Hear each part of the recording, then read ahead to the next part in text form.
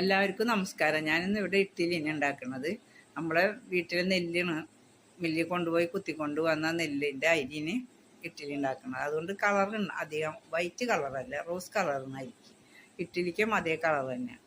3 glass അരിയും 1 glass ഉഴുന്നുപരിപ്പും 1/2 spoon ഉലുവയും എല്ലാം കൂടി ഒന്നിച്ചാണ് ഞാനൊരു രാവിലെ 8 മണിക്കുന്നത് വെള്ളത്തിലിടണം കുതിർക്കാൻ വേണ്ടിയിട്ട്. എല്ലാം കൂടി ഒന്നിച്ചൊരു പാത്രത്തിലിട്ടാണ്.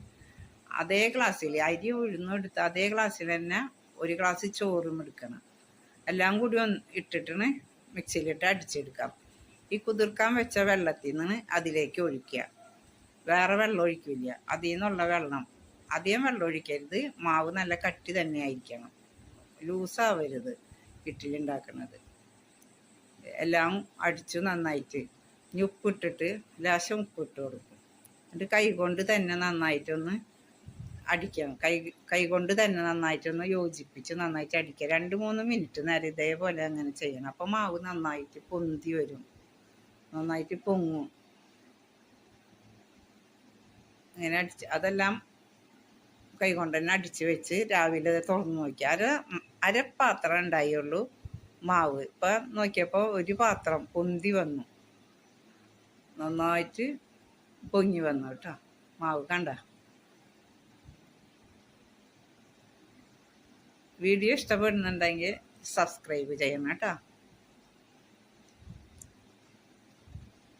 ഇനി നമുക്ക് ഇഡ്ഡലി തട്ടിലിട്ട് ആവി കയറ്റാം. ഓരോ തട്ടിലേക്കും നിറച്ചൊഴിച്ച് ആവി കയറ്റിയെടുക്കാം.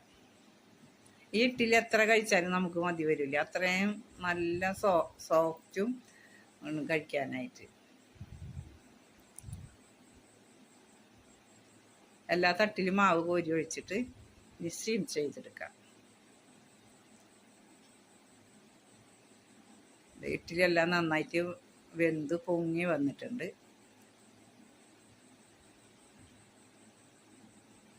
ഇപ്പം നല്ല ചൂടല്ലേ, കൈ കൊണ്ട് എടുക്കാൻ പറ്റൂല.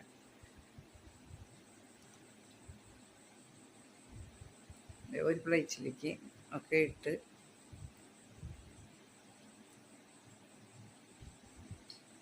ചൂടായതുകൊണ്ട് കൈ കൊണ്ട് എടുക്കാൻ പറ്റിയത്. ഞാനെന്നാലും പൊളിച്ച് കാണിച്ചു തരാം.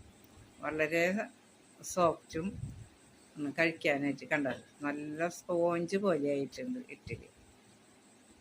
ഇതേ അളവിൽ തന്നെ നിങ്ങളും ഒന്ന് ഉണ്ടാക്കി നോക്കുക കേട്ടോ.